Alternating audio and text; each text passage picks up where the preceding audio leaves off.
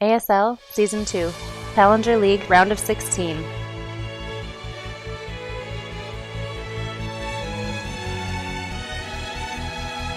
In our final series and see what adjustments these players are able to make against one another. ACRAaron has been very consistent in the way he opens, and that may be something Afracanis can try to exploit. Afracanis, of course, taking the first series of the night. So introducing down here on the bottom left-hand side of the map, we have our red Canadian-colored Terran player. It is Kappa's ACRAaron.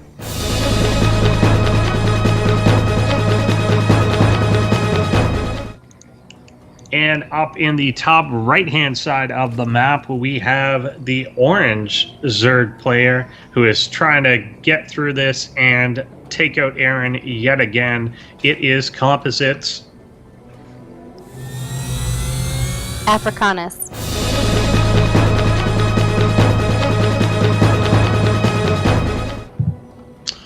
And I think, if I'm not mistaken, if ACRAaron wins the series, I think it will be the first time in both ASL leagues that someone has actually had a rematch in the final game and turned it around. So we're looking for somebody to do that. So far, if somebody's won one best of three, they win the second best of three, and it hasn't actually reversed. So ACRAaron is looking to buck that trend, while Afracanis is looking to keep that trend alive and well. And he has gone for a gas ahead of the pool by a fair bit, obviously indicating faster speed, and he may continue on with some baneling aggression, something like that, to try and bust down ACRAaron's door. He does tend to be fairly lightly defended early on in the game, and he's just continuing on with this Reaper opening. I don't know what this SCV is doing at the bottom of his ramp,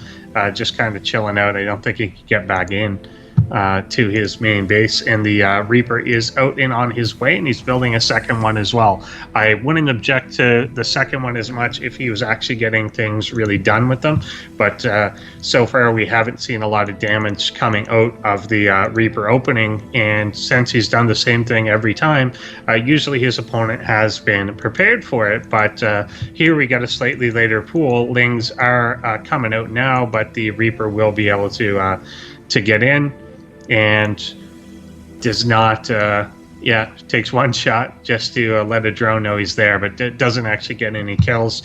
Queens are now on the way out. Lings are actually out as well, and second Reaper not even bothering to come back or to go over and join his friend on the other side of the map. We get that factory yet again coming out and bunker down at the exact same time. If ACRAaron is very predictable in what he's doing, and there's definitely gaps in it if his opponent wants to take advantage of that. He has not varied what his play has been at any point during this, and it is definitely exploitable when someone is doing that. Even with the bunker down, there's really nothing. There's nothing to go in it. There's two Reapers. That could be so easily overwhelmed. He tends to build a bit of a wall, but it's not usually a full wall that he builds. Gets the what was that?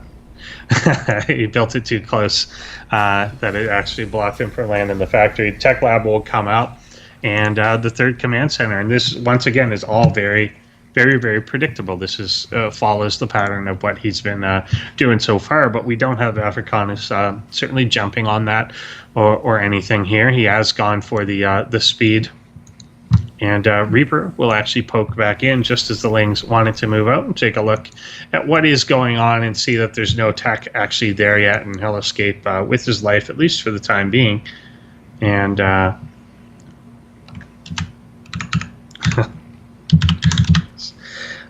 someone asking me about Mass's mental condition after he lost 3-0 today in WCS. Bunker pretty lightly defended, but we don't have aggression coming out of Afracanis. He is taking a third base here, trying to control the watchtower, and will take out this Reaper at least. and keep an eye on what is coming down the middle. There are 4 Hellions, and I kind of waged the complaint before that he doesn't do anything with them. They're just kind of there and really doesn't get a lot done. The last game, or the second last game against ZTLL, he did get a bit more done with it. And is he going to move out or anything? It's a lot to invest if you're not going to do anything, particularly that it actually does delay a lot of very crucial defense. He's relatively undefended. Luckily, his opponent is not doing anything super aggressive, but was there going to be a Baneling bus? Was there going to be a mass Speedling all in, even just fast Roach, which he knew it wasn't that, since he was able to get in and scout with the Reaper before it did die.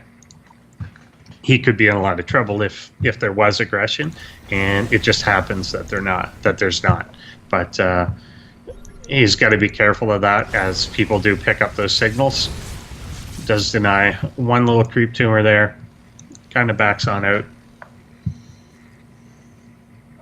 A few more Lings coming out on the way, not in overwhelming numbers yet, but there are 14 to join along. Could clear this down a little bit if he creeps on in closer. And we'll fry a few of these guys.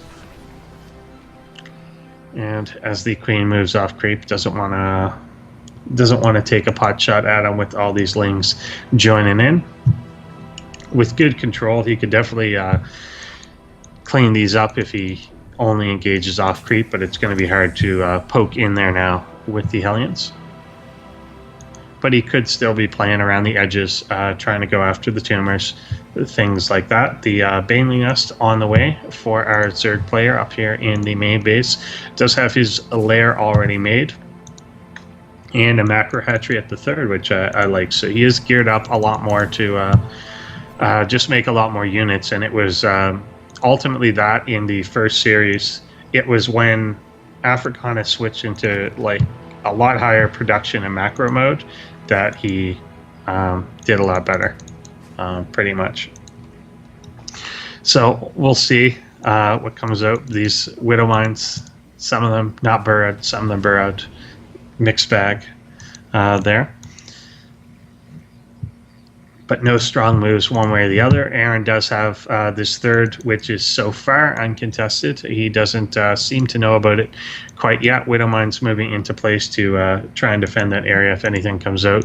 These Hellions should move a foot or two to their left to make sure that they control this tower, or else they could risk getting just surrounded by surprise at some point, which is obviously not what you want them to be doing there.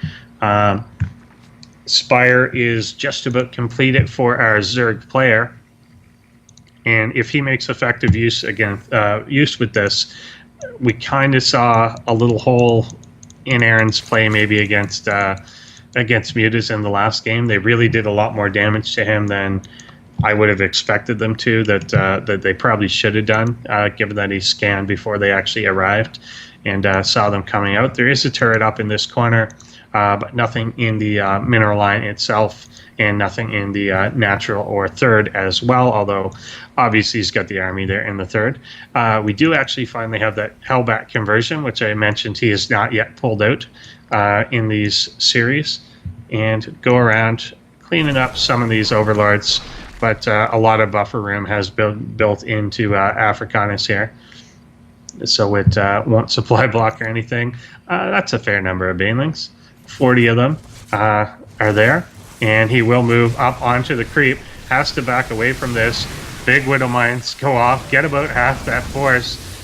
Really nice pick off, and that worked out quite amazingly for Aaron there. I don't know that he's going to find anywhere to put this force down, really, where the Banelings are not just going to get right under him. So I think he could just move on back out, and he will move kind of to safety here, hopefully without losing another medevac, and he will boost away.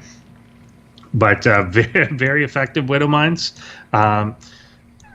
Players seem to clump up in exactly the wrong spot, unfortunately, around his Widow Mines, and they tend to look quite effective. And that being a lot of Banelings really consumed a lot of the Zerg players' gas and delayed these Mutas from coming out, or at least drastically cut into their numbers, and only 5 are now out there when it could be a lot higher, I think.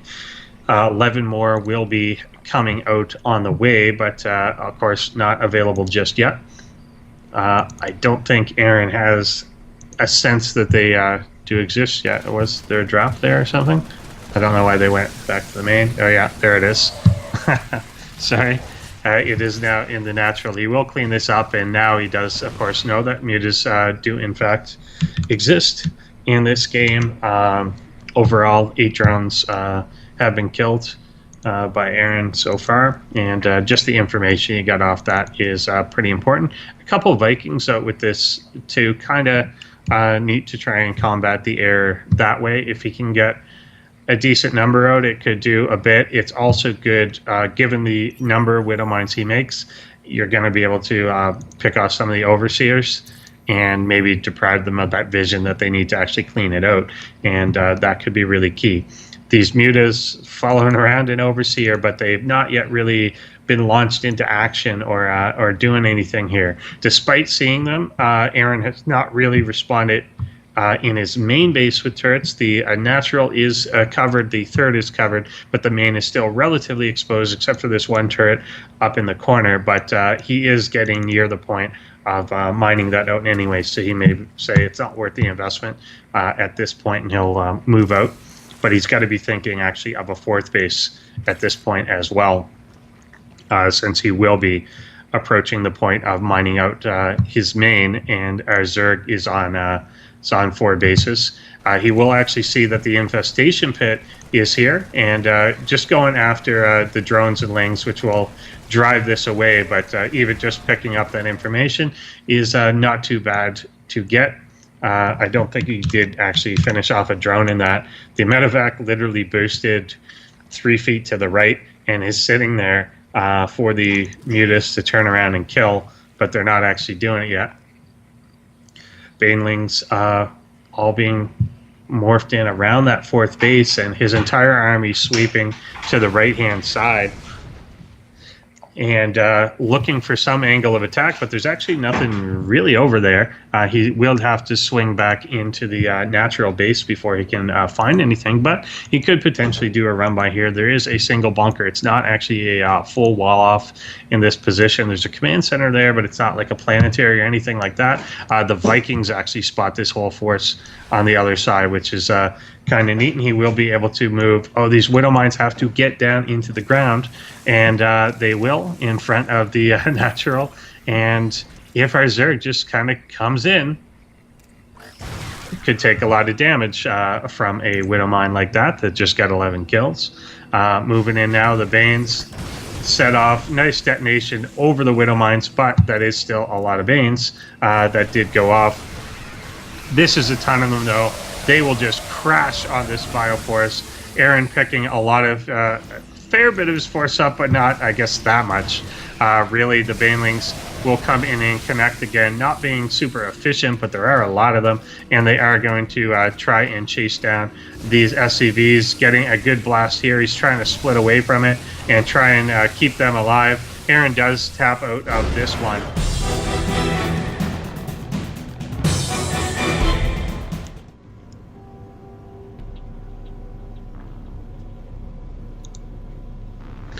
Alrighty, so here we are on Habitation Station, and over here on the left-hand side of the map, we do have from Team Composite looking to advance and close this one out. It is our Orange Zerg player,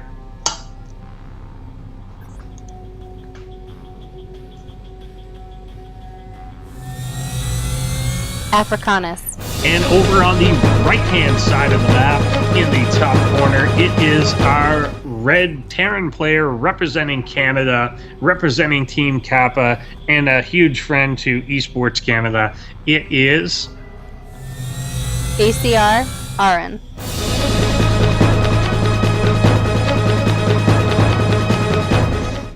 And they are duking out for what is potentially the last time. Aaron starting to open in a very similar way. Gas going down around the same time. Barracks going down around the same time.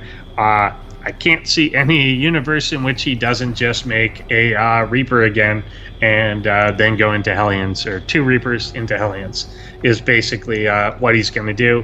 Afracanis probably didn't really seem to act on that in the early game. Ultimately was definitely able to pull out a win just with overwhelming banelings, but hasn't been really reacting to the fact that ACRAaron is just doing the same thing over and over. So I'd love to see ACRAaron mix it up, and if he doesn't, I kind of want to see Afracanis just punish it and just take him down for doing that. It's not that it's a greedy thing or what have you. It's just that ACRAaron's investing a lot in units that he essentially doesn't use and doesn't get the cost out of.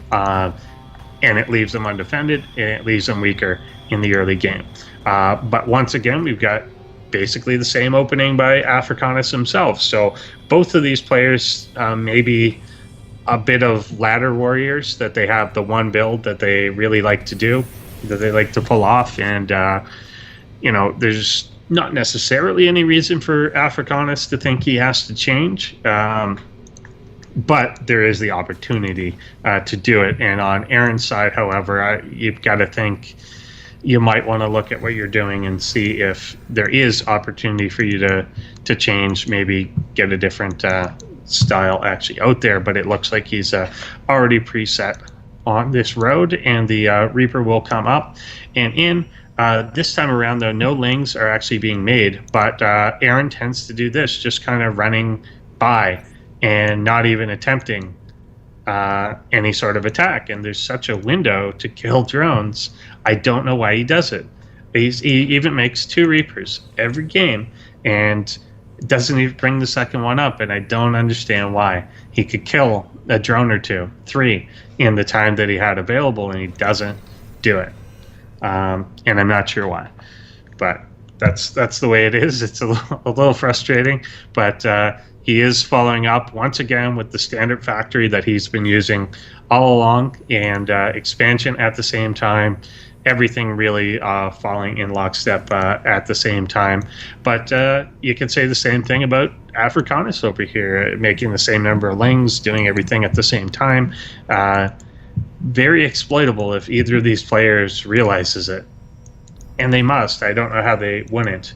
I think he's even going to lose his Reaper at the Watchtower at the same time that he usually loses his Reaper at the Watchtower. So it's getting incredibly predictable from both players, and if they just realize it, then they could exploit the hell out of it. But they're not going to be doing that. They're just gonna stay the course and stick with it for the time being here. And 2 Hellions coming out, and I expect them to kind of sit there. And even when 2 more join, I expect them to kind of sit there. Afracanis is going for his 3rd hatchery, so his economy is being powered on up, and this command center, 3rd one on the way. I hope he at least tries to take the gold with it to get maybe more production out. And with 4 Hellions there now, move out, do something, be adventurous. But he will just kind of sit them at the front, and that's just not what they're for. That's not why you build them. Potentially get an Overlord here, which could actually supply block his opponent in this case. 1 is coming out, but it would leave him flat.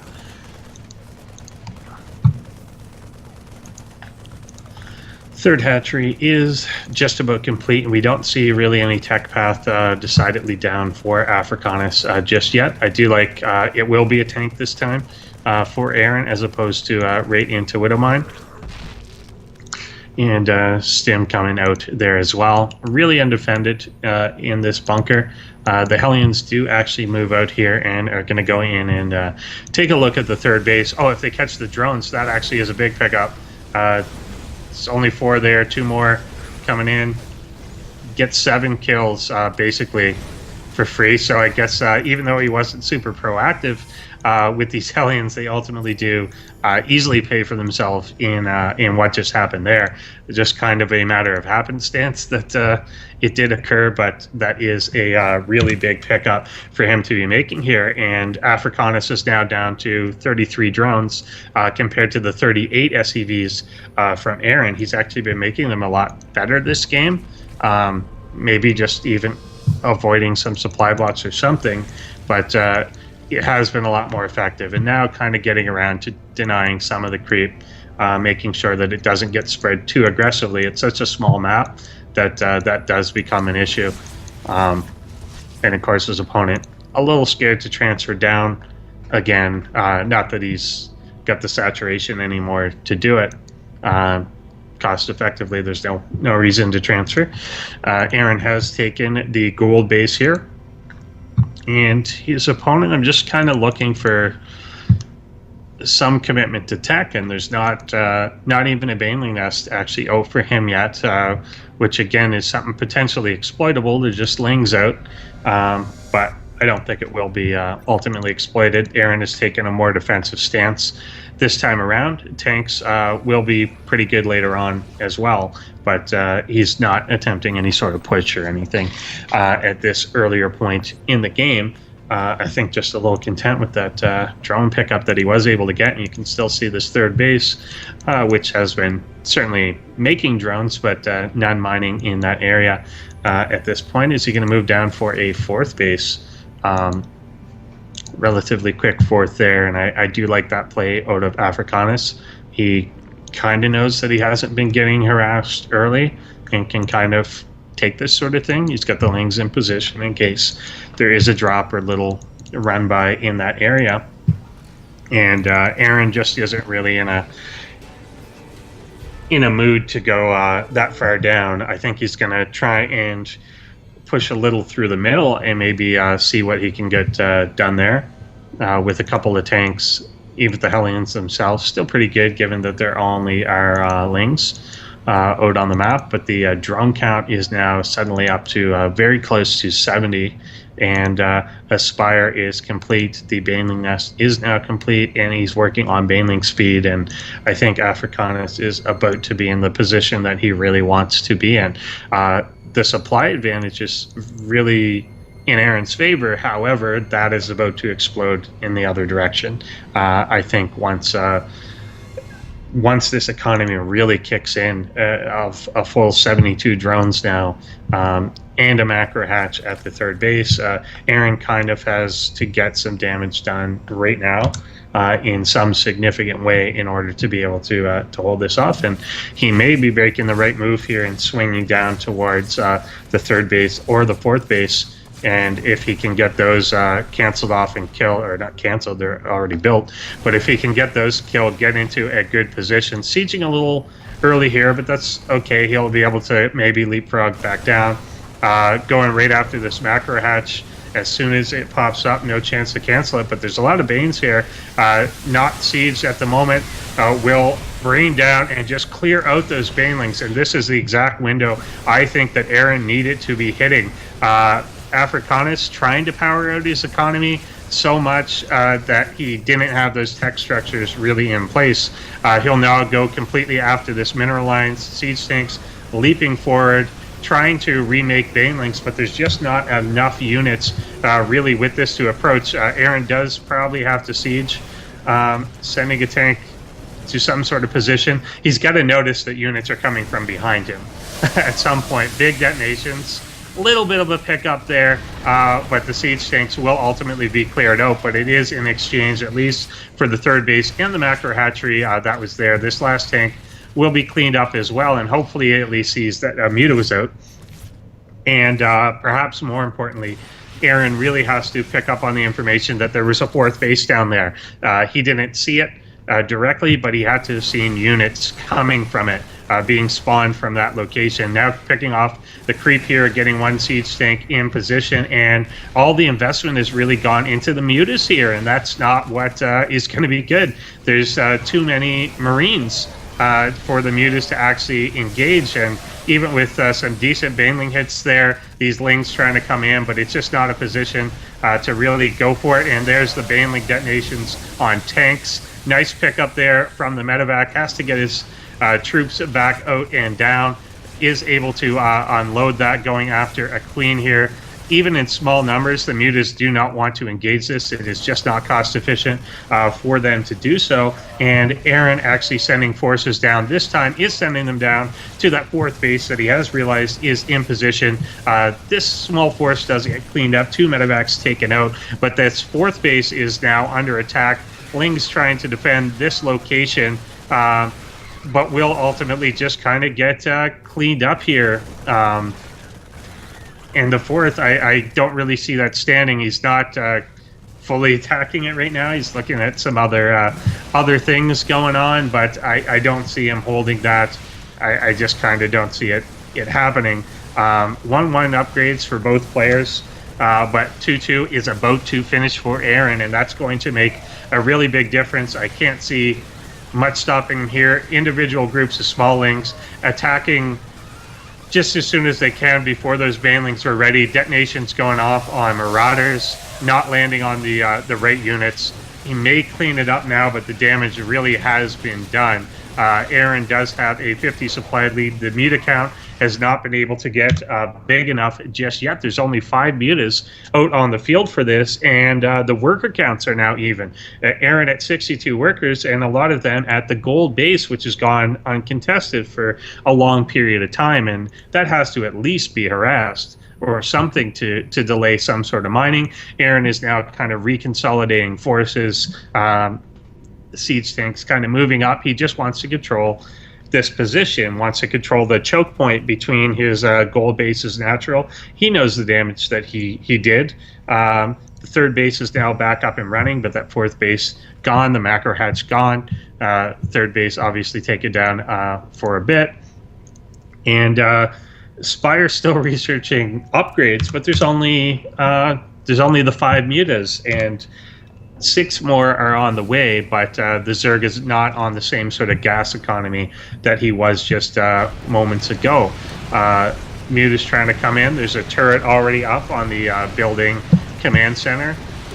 No turrets actually in the natural, no turrets in the... Well, there are turrets in the main, but they're more in the dropping type area, not from the bottom. Not that the Zerg's going to drop them. And the mutas are cleaned up by these Marines in the middle of the map. Mutas trying to find an angle. They may pick exactly the wrong angle trying to come into the main here if they come in this direction. But it's hard to see how enough damage is possibly going to be done to Aaron at this point. Skirting by one of these turrets, wisely steering clear of the Marines. And I kind of like Aaron's patience here, wanting to consolidate, wanting to get that absolute death ball of an army actually out, instead of just throwing small groups that may get picked off. He wants to be certain that this push is going to be the death push, even keeping back packs of Marines here in case he gets, say, mass banelings, something like that. And they will come in here, but a lot detonating on tanks, all of them detonating on tanks, really. And he'll be able to reinforce with the bio and leapfrog it forward. The mutas all go down. Shame, because +2 is now done. And there's 1 muta left on the map, and I don't know what can stop this rolling army. He's going to go retake out this 4th base.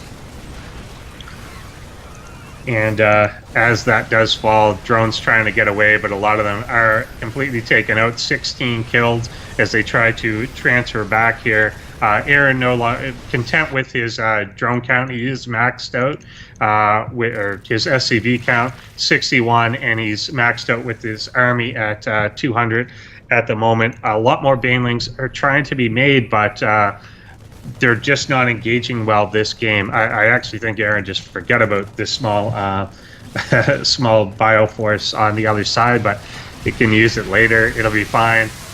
Clumping up here and taking a lot of tank shots from the high ground. The tanks with a +2 attack, no armor on them, but banelings not that great when they run into tanks, regardless of the armor that they have. And there's been a lot wasted on the tanks as they haven't been allocated to the proper targets. And these 2 waves now just sandwiching the Zerg army. There's going to be nowhere to go. He's just choking them off in both directions, trying to check for this gold base, stopping it before it can happen. He will probably siege up here at the top. He's just going to, I guess, tank the Banelings, and doesn't really matter. It's almost hard to be cost efficient enough at this point to take these armies out. Mute is coming over, and there's not many Marines actually on the ground. Half of them have been loaded into this medevac, and he's kind of got to get on that drop. I don't know if he realizes that they are there. Pulling aside, now he does drop them out, but they are coming one at a time, which isn't great.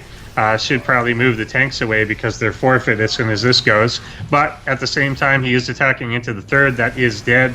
On the other side, the Mutas have to come back to try and deal with that situation before they get in, and Afracanis taps out. We are 1-1 in this series and going to the final match. They went to the 3rd game the first time around, and Afracanis took it.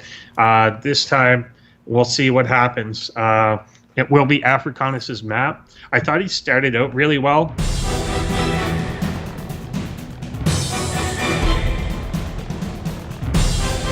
Fell for Aaron. And this is the final game, guys. This decides who goes through. We got to hit it into full height mode. Up here on the top left-hand side of the map in the orange, we have our Zerg player trying to close this one out from Team Composite. It is Afracanis.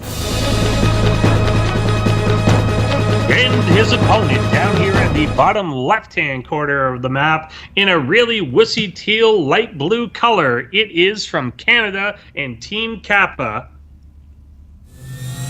ACRAaron. Aaron opened the standard way so far, although this time around, nope, as soon as they said it, he goes for the gas yet again. This is a slightly better map to get the Reapers out, at least, given the mobility that they do have on this map and the ability to kind of jump up and down in a few places and kind of get a lot of scouting done. It looks like Afracanis obviously going for the hatch first here. Definitely makes sense on a 4-player map to be doing that. And are we going to get the same sort of thing right out of the same player, right out of the players yet again? A lot of it will be told whether Afracanis goes for a gas before his pool. He will look like he's going pool first before the gas, which is encouraging. That varies a little bit from what it was. And but Aaron is making his Reaper, and he'll make a second one because he likes wasting gas on Reapers. And it is rallied up to the correct base, I think. So, yeah, it is. So he will get and see that. The drone trying to get in and take a look around, but it is rebuffed by the fact that there are supply depots that are there. And gas is now down for Afracanis, but he's not actually mining from it, moving towards it now. And I don't mind this change out of him. He was getting faster gas sometimes and didn't really need it right away given what he was ended up building later on. The Reaper will come up and hop into the base. The Queen is on the way. He doesn't appear to be making lings this time around. There they go. 2 lings coming out. Again, there's a window here for Aaron to kill drones. He doesn't seem to want to do that. I don't know why he doesn't want to do that. I don't know what's going through his head that he does not want to kill drones. And if you don't want to kill drones, why did you make a second Reaper? I just don't get what he's doing. It's as if honestly, it's as if he's following a build order and the build order says get 2 Reapers and it didn't tell you what to do with them. And they're kind of just sitting, one at home, just sits by where a bunker's going to be. That might as well be a Marine. There's no advantage to it being a Reaper if you're not going to use it, and it would save you the gas that you could put into something else, things like that. But yeah, if you're just going to control a watchtower and not even take a shot at a drone, I don't think it's worth it to be opening this way, let alone opening this way every single game. will throw down a tech lab on his barracks, switching out for the factory. 2 Hellions will come out of it right as soon as he's got the minerals to do it, but he does go for the 3rd command center actually first this time before making the Hellions, which is a bit more economically aggressive, which actually could work out for him in this case, particularly on a bigger map. But it can be harder he's maybe not the best at running around defending multiple locations, so if mutas come out, this gap between the main and the 3rd can be a little harder to deal with, but I do like the idea of him getting it a bit earlier, at least to help in SCV production to get the numbers really up there for him. And I just saw a lot of minerals banked up for Afracanis, and I'm like, oh, I wonder what he's going to build in mass. Overlords. Overlords was the correct answer, that he is going to be building in mass. You don't want to be building 4 overlords when you're at 30 supply. If you can kind of control those a little better, yes, it prevents you from potentially being supply blocked. That's great, but it really should be going into something else at that point. At least he is getting a 3rd hatchery up at the top here. So his economy will be doing all right, but there are slightly better ways to allocate that. ACRAaron throwing down a lot of production facilities. Stim is on the way. And once again, these 4 Hellions are out. They're there. They're not helping his cause in any way, shape, or form. They're just there, and they're not using the mobility that they naturally have. They have wheels, and they're not using the wheels. We'll stop this Overlord from coming in. I assume he'll kill it if he lets the other Marines shoot at it. This guy called it, apparently. He's the only one that's allowed to shoot. There it goes.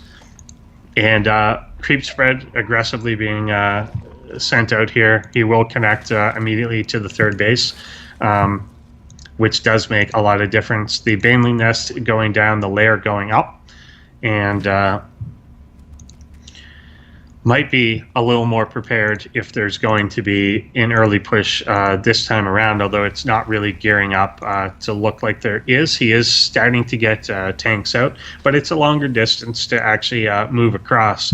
But Afracanis not being as aggressive economically, and instead making sure that he does have coverage if there is some sort of attack that comes out. He's still got 50 drones, which is quite healthy given that his 3rd base has just gone up. He will plant another macro hatch in that location at the 3rd base. That one's a little more exposed. He could have potentially done that in the main if he just wants it for more larvae and things like that, and then immediately adding the Spire on in addition to getting the Baneling speed. And again, there's a bit of a window here. If ACRAaron wants to try and push in at this point, then there probably is an opportunity. It looks like he's at least picking up for a drop, and Hellions are going to come out. And he doesn't have an armor out or anything to do the conversion into Hellbats, but Hellions are coming out and taking a very circuitous route around, which will ultimately lead to the main, apparently. After flying over the 3rd base, he may change his mind and decide to drop more towards the 3rd. Overseer getting in, trying to take a look around, will get picked off here. And does lead to a little supply block actually for Afracanis here as well, forcing him apparently to build 5 more Overlords this time. The Spire is done, and once again, just that timing mash. The Spire is done. He doesn't really have a lot of minerals. He had a lot of gas to get like 9-10 mutas out right as soon as the Spire was done, but then by spending all that money to get 5 Overlords out to clear up the block, wasn't able to do it, and all the money kind of goes into that area. And now the Spire's done, it's upgrading its flyer attack, and no mutas are being made. In that, there's 6, and a bit later, but this could have been 10, 11, whatever. Medevac does come in, dropping Hellions in a nice little position here. They got a good angle against these Lings, but do have to pick up. There's just so many of them. And the Medevac will move probably back down into the 3rd base here and just kind of drop again. There are 2 queens in the area. The medevac is getting a little low. The mutas will show themselves as soon as they come out and be picked off. 7 drones were killed in that attack, though, and once again, given that he doesn't really use the Hellions all that much, I think that can be a bit of a big deal. Fast reaction to 1 turret in the main as soon as he saw the mutas, but there's none coming in the natural, none coming at the 3rd base, which is not very saturated at the moment. One big thing here, there's oversaturation in Aaron's main base and undersaturation at his natural and 3rd, so you would want to correct that, but this force is moving out onto creep here, picks off 2 queens. The mutas trying to do a bit of a fly around here and see if Aaron will go home. The banelings crazily morphing in on the other side. These tanks have to siege immediately and realize what's going on. They do not. Will he siege it up? He's not reacting. Will these detonate on tanks? Banelings detonating like crazy on tanks. Are there enough to clean this up? There are enough to take out that ball of bio, even after very inefficiently using the banelings on tanks there. The medevacs at least do get to go home. And at least gas-wise, that was probably a good trade for Aaron, but he definitely wanted to keep that fighting force actually going on that creep there. The mutas didn't really get in to do much. I don't know what happened there. There were more. I didn't get to track what was happening with them, but there's only 4 left, and I'm not sure where they went. It looked like they were going towards his natural and maybe just got picked off a lot by some of the reinforcements that he had there. Our Zerg player currently at +2 attack, 1 armor compared to the 1/1 available by Aaron right now. He is upgrading to +2/+2. Zerg getting the +2 carapace as well. Muta's now swinging in to the being repaired turret, and a lot of them going down there without getting a whole lot done. Pack of Marines stimming down to try and drive them away, and once again, pretty good hold against whatever these mutas were trying to do. Only 2 SCVs killed there for some mutas, so pretty decent in holding off the damage at that point. It looks like Afracanis really is going to be relying a lot on this mass baneling strategy again, just mutilating Bane. I mean, it's classic. It is a way to go, and it did work so well against Aaron's Widowmine bio composition. It didn't look as good against the tank bio composition that we ended up seeing in the last game, but this is a huge force, and Aaron is not in position, and there is not the correct number of siege tanks, by which I mean more than 1, and this huge force will come in, actually just backing out a little bit, and allowing this small pack of links to come and engage. Reaction by Aaron is a bit slow. He's only actually bringing half his force. Needs to have a lot more than this. 1 tank is on the high ground. He will clean up this mineral line and then not take a main engagement. That certainly turned out in the Zerg's favor there to pick everything up. 11 SCVs did die in that encounter. He's still at 54. He can attempt to reestablish that, but none of the banelings were really used in that, so they do remain alive and available for later use.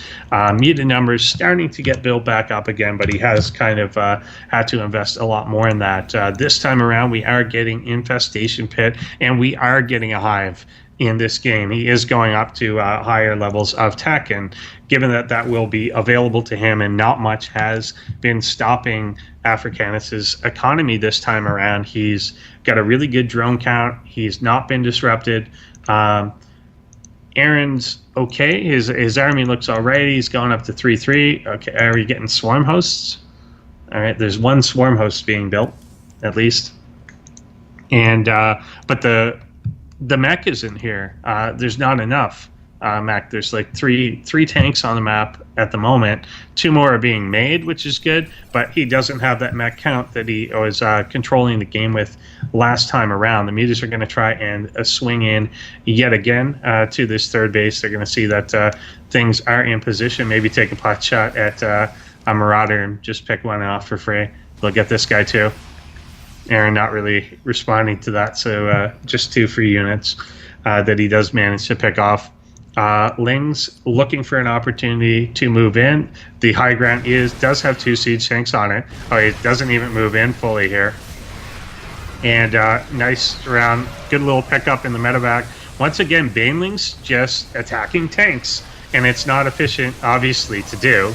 Baneling's crashing into the Bioforce here, but most of them do get taken out. This one fight definitely going in Aaron's direction this time around. A lot of things used on structures and tanks. The bio very largely is staying alive here. One weird Baneling being morphed in right in front of the rest of the army. I do think once again Aaron needs to get into a position to take and hold a 4th base. He will. I mean, he is mined out in his main, so is our Zerg player there as well, and he needs to keep a real 3-base economy going. Attack here, a lot of bio. He has to pick up. But there's mutas that are able to take out, and he just kind of hangs the medevacs here. He's got to land these units, or else he's just lost 3 full medevacs full of units. This may be the absolute nail in it. That was just such a bad engagement to take. I don't know why he did. He was about 20 seconds away from +3 being done. He's going to get cleaned up here. Aaron will tap out, and Afracanis will move on to the round of 8 with just overwhelming Mutiling Bane play here. It wasn't, I can't say it was pretty, and I can't say it was efficient. It wasn't, but it was overwhelming, and that is what ended up winning out in the day. He was just crashing Banelings into siege tanks, buildings, Marauders, what have you. Didn't matter. His macro got out of control, and he was able to overwhelm Aaron on every front there.